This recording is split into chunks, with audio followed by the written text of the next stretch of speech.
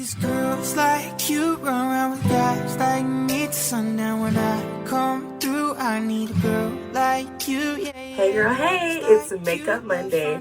Thank you so much for coming back and joining my YouTube channel. As you all know, we are in the middle of what I like to call soft quarantine, aka self-distancing. So I decided to name this lesson Quarantine Spring. Obviously, the spring is when we experience one of my favorite holidays, which is Easter. And whenever I think of Easter, I think of soft pastel colors and nice sky-like vibes. Really outdoorsy, but not too bold, you know, because summer is when we get bright, but spring is when we kind of adjust and slowly get there. I decided to give you guys a nice glam with a soft pink eye. I hope you guys love it, and I hope it's really detailed. I also decided to give you an eyebrow tutorial without arched eyebrows, so yeah, let me know how that goes. So not only did we touch on eyeshadow this look, we also got to answer a couple of questions, because one of the main things I was hearing was people wanted me to do an about me, or just answer a couple of questions that deal with Part Am I Pretty. And instead of giving you guys a long video, oh hi, I'm Lex and I was born, no, I decided to do it during the tutorial. So hopefully you guys can follow along and get to know me at the same time. If you do have any other questions, obviously you can either write me on Instagram, you can DM me on here, you can leave it in the comments if it's not too crazy. So if you're ready to learn this super cute look and also know a couple of things about me, stay tuned and I'll see you guys when it's done. I went ahead and prepped and primed my skin off of camera for the sake of time, but I do want to show you guys a step that I did not do in my last video, which is setting my primer with a loose setting powder. Now, this is not a required step, especially for you girls with dry skin, but if you're like me and you have super oily skin, this will help a lot as far as prolonging your makeup wear. Next up, we're going to go right into eyebrows. Now, as you can see, my eyebrows look terrible, and that is because there's been about 3 weeks since I last got them threaded due to the whole self-distancing act, but I still wanted to show you guys how I achieved my brows. After combing them all in the same direction, I go ahead and create my baseline.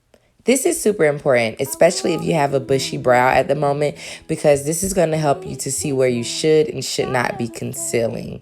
Now, after finishing out that base, I go ahead and fill in my arch. Naturally, I don't have an arch.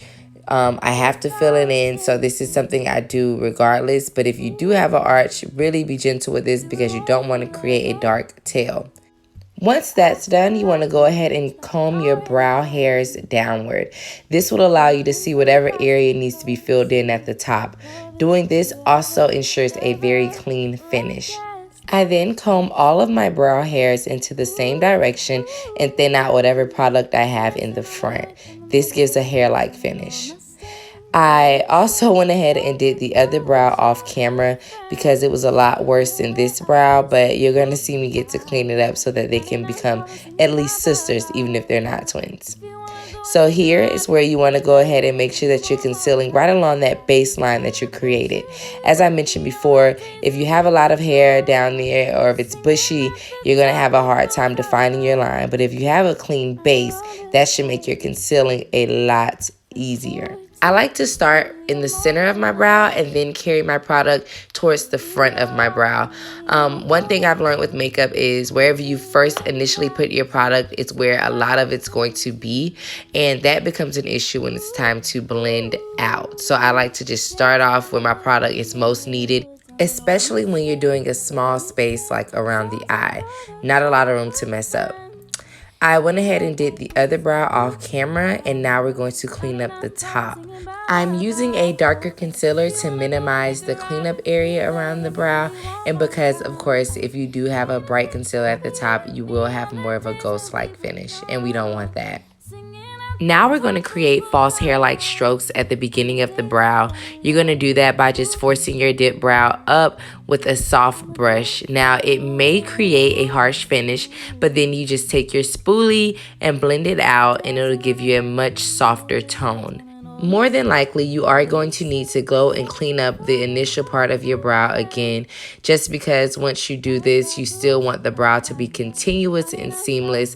So you want to make sure that there is no error, especially not in the beginning of the brow. Hopefully when you're done, your eyebrows look a little alike because it's time to move on to eyeshadow. Now, this step can be done with an eyeshadow base or concealer. I like to use a lighter concealer because it just goes a lot better with my kit.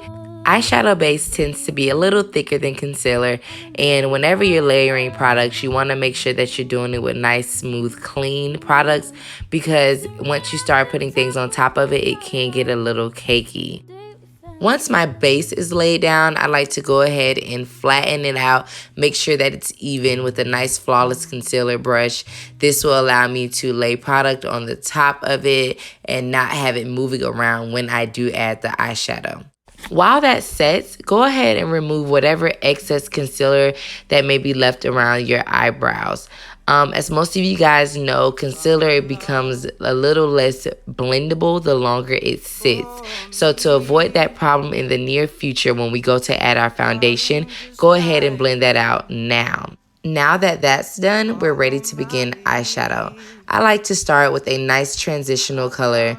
This color is really close to my skin tone, and the only purpose that it serves is to be able to separate the eyeshadow from my eyebrow, so it should not be very visible. The motion I like to use is a press and then wipe. When you're pressing, you're just allowing the product to sit, and when you're wiping, you're blending. Now, this look will come from one palette, and the first color that I'm going to use is the darkest pink in the palette. I like to put that right in the crease in the same motion, press and then wipe. This is allowing both colors to blend together seamlessly. Now, once you do that completely to one side, you want to go ahead and do the exact same thing to the other side to create a mirror effect. Then you want to go in with the deepest brown in the palette and define the corner of your eye. Defining the corner will also help the lid to become more visible and available. Once your crease is defined, you go ahead and do the exact same thing to the other eye and prepare to lay down the first layer of your lid. I'm just using a flat eyeshadow brush and I'm laying down the lightest pink in the palette evenly across the lid. Now, after that, you want to top it with the sparkly shimmery pink inside the palette, and I do so using a wet brush. It's very important for your brush to be wet when doing so because this is what it looks like if your brush is dry. Now, although you can see that the shimmer is showing up, it's not that visible. You want to wet the brush once the product's on it, then you want to lay it directly on top of that initial light pink shade. As you can see, your pigment is a lot more visible and the color payoff is much better. Next, we're going to move right along to eyeliner. This is going to sound crazy, but my #1 secret to successful eyeliner is to move as quickly as you can. Eyeliner can smell fear, and I find that the longer I take to do eyeliner, the messier it looks. You want to draw your first line going towards the tail of your brow, and your second line should be going narrowly into the corner of your eye, aka your tear ducts. Then you want to go ahead and fill in whatever gaps you created by crossing those two lines together. Normally it's towards the tail of your liner, and once you get to the tail of the liner, always make sure that it's consecutive and just run your liner through it. After that, it's voila magic. Both lines are complete. Now we move on to foundation. I am going to be sampling a foundation, so I'm going to just be doing strokes all across my face so I can see what area matches perfectly and what area needs a little more help. I don't know about you guys, but before I buy a new $40 bottle of foundation, I make sure that I sample it first. Right now, I'm sampling the Pro Longwear Waterproof Formula from MAC. I've heard a couple things about it, so I just want to see if it oxidizes, how well it blends, and of course, is it waterproof? So I'll be doing my regular blending technique. If any of this is unfamiliar to you, please refer back to my original 20-minute glam video and you will get all the details broken down there. I think right now is a great time to jump right into the About Me section in the video. So, as I stated before, I'm going to answer a couple questions that you guys have either asked me or that people have inquired about in the past. And the very first question is going to be, where are you from? So I'm originally from Tuskegee, Alabama, believe it or not. When I was a young girl, me and my parents moved from Tuskegee to Orlando, Florida. And from Orlando, I then moved to Tampa, Florida for college. And I've been here ever since. So the next question is, what is your real name? So for those of you who don't know, I go by Lex, L-E-X, and that is short for E-Lexis. Kind of like Alexis, except with an E. And I like that because I have a really common name, but when you put an E on it, it just makes it a little bit different. So kind of like me, I'm just a little bit different. Next up, how old are you? For a while, I would tell people I was like 21 forever, but honestly, I'm 27, and I'm finally getting to the point where I enjoy my age. Growing up, the thought of aging used to scare me, but now I embrace it. I feel like with every year comes a little bit more wisdom. So, yeah, 27 has been good to me. The next question is, what is my favorite thing to eat? If you know me or if you follow me on any social media platform, you know I love food. I love food. I like to cook. I like to eat. I like to snack. Anything involving food, I'm obsessed with. So I can't really pick a favorite, but just know I love food. And right now I'm also really obsessed with tea for some reason. I love tea. Herbal tea, healthy tea, whatever. I just like drinking tea, especially before a big meal. So before we move on to our next question, I just want to take a minute to check out the color payoff with the foundation. I'm really happy with the way it continues from my face to my neck to my chest. It's a really good coverage and hopefully it doesn't oxidize. Next up, we're going to do concealer, but a little different. We're going to be using Juvias Cream Foundation Stick as a concealer. Whenever I'm doing a full face, I like to do this because it allows me to have full coverage and brightness simultaneously without having to layer it too much. And that's really important to me because I'm already going to be wearing more makeup than I normally would. And of course, like I mentioned before, I like a skin-like finish, so less is always more. I really apply this the same way I would a liquid concealer, especially with the blending technique. The only difference is that it's full face instead of a semi-face. Now we're going to be going in with our cream contour, which I used in the last video because it's really my favorite. I love how blendable it is, and I also love the amount of coverage I get because the coverage helps me to shape my face. And as I said before, I love food, so if I couldn't properly contour my face, I mean, what would be the point of makeup?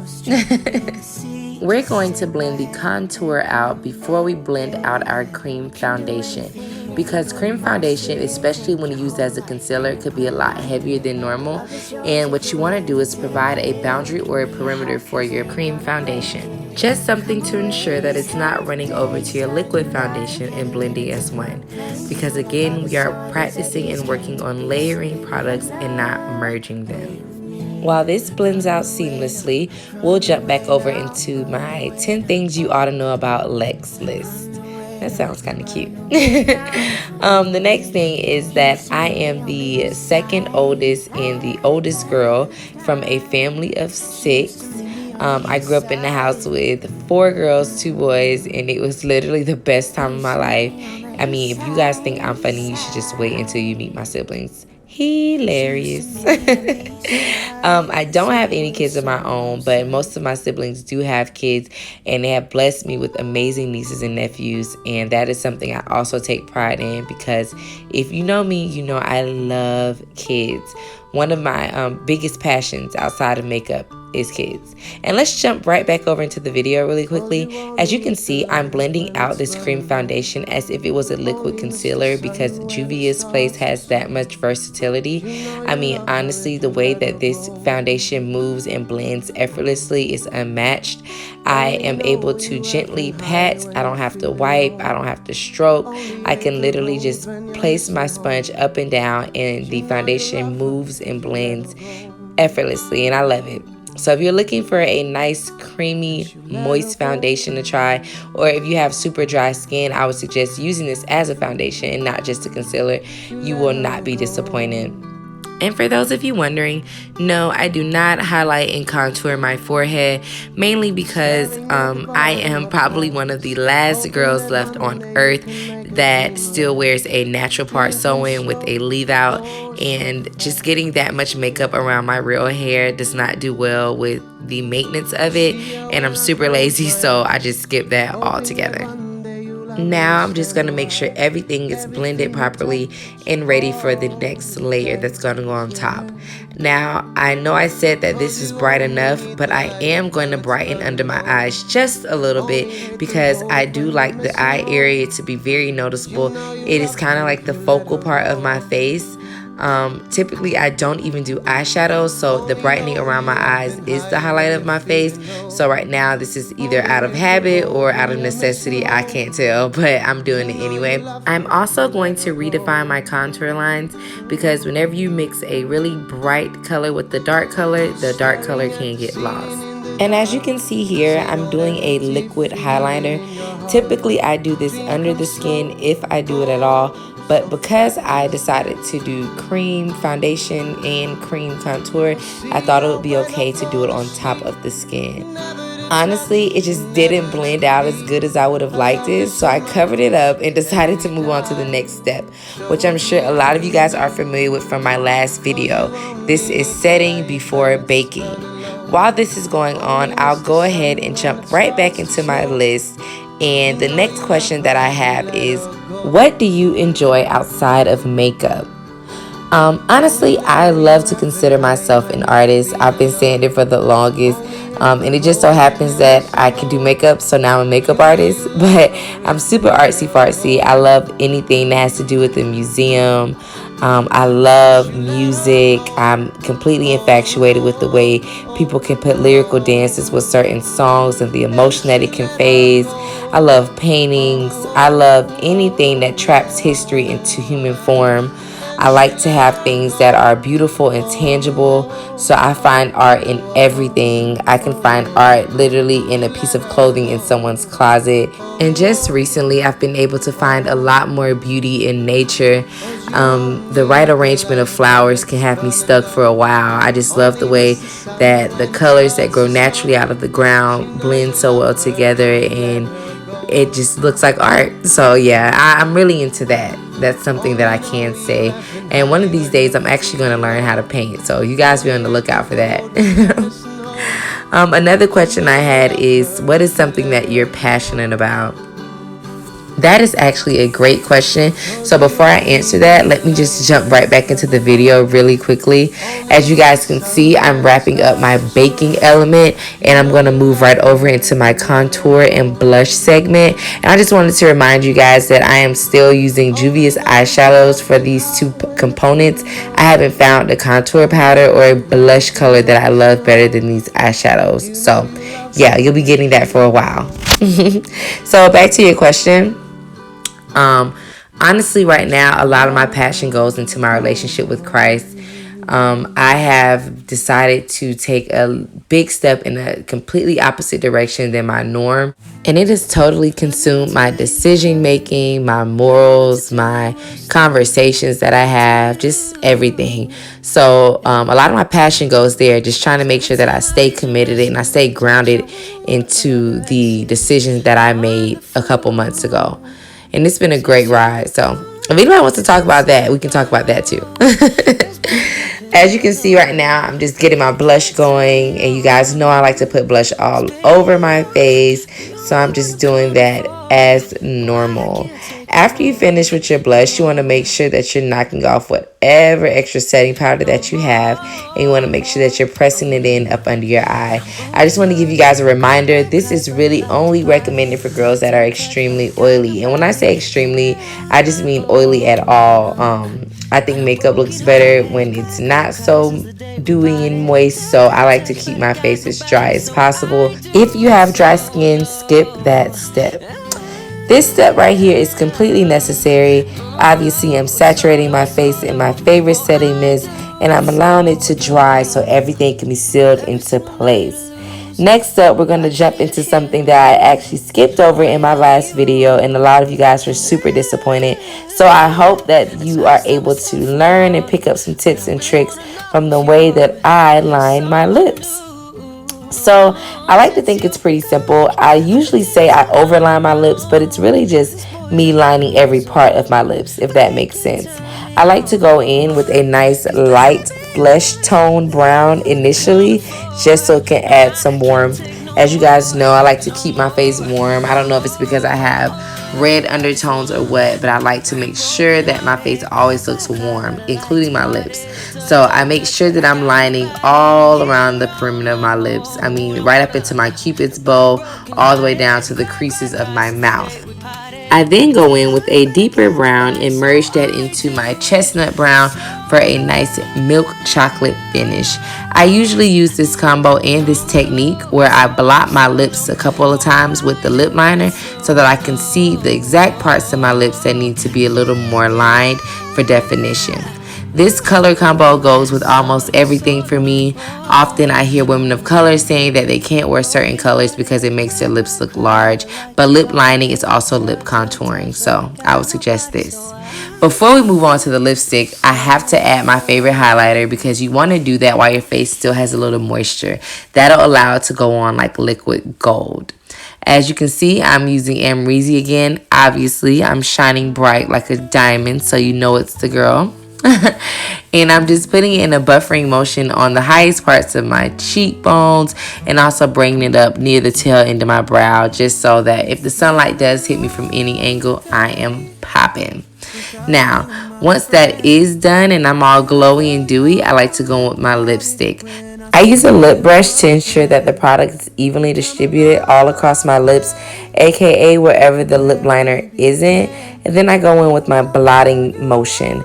Now, blotting looks weird, but it is totally essential when blending out lipstick colors, especially when you go to mix lipstick colors. You want to make sure that you're blotting so the colors can be one and not two-toned. I'm going to go ahead and do that now by adding a slightly lighter nude to create a nice ombre from my liner to the center of my lips. This is probably one of my favorite steps. Now, next up, we have to finish our eyes. Of course, you need to add your mascara first before you can add any lash, but even before you do that, you must make sure that your eye is properly smoked out at the bottom. We're going to dig right back into our initial eyeshadow and get our waterline and our lash line separated. I typically would put eyeliner on my clients, but I don't like bottom eyeliner on myself. My eyes are already bold, and bottom eyeliner just makes them pop out even more. So this right here gives me the same effect, but it gives me a very soft tone to it. Once I'm finished blending out that eyeshadow at the bottom to make it look seamless, I'm able to go in and add my bottom lashes. This is something that's essential, especially for us girls who like a very capturing eye, and that's exactly what I like, so I like to make sure I keep that on deck. Next up, my favorite lashes. You want to make sure they're nice and tacky, you know, like your ex's new girlfriend. It's my favorite joke. And then you can add them to the top. I typically just sit my lash down and then I connect each corner together to make sure that they're on good and they're going to stay. This is really easier said than done for some people, but I promise if you just try it, you'll like this technique. After my lashes are both on flawlessly, I go ahead and I see what I'm missing. Oops, I want an inner wing. I like to call this my in and out eyeliner because it gives me a really cat style look and it's super cute. But we're not done. You know I gotta have my double setting spray. So after I get my first layer, I spray on the second one. and allow my face to dry so that I can come out with a flawless, seamless look. It's been a long time. I hope you love the video. I had a great time recording it, and I also love being able to tell you guys more about me. I feel like, we're getting real cool. I'm missing a couple nails, and I don't think y'all judging me. I hope not. I'm going to make sure that the content continues to get interesting. So if it was something that I didn't touch and you want to see, just write me and let me know, and I promise I'll get to it. I love chatting with you guys. I'll see you later.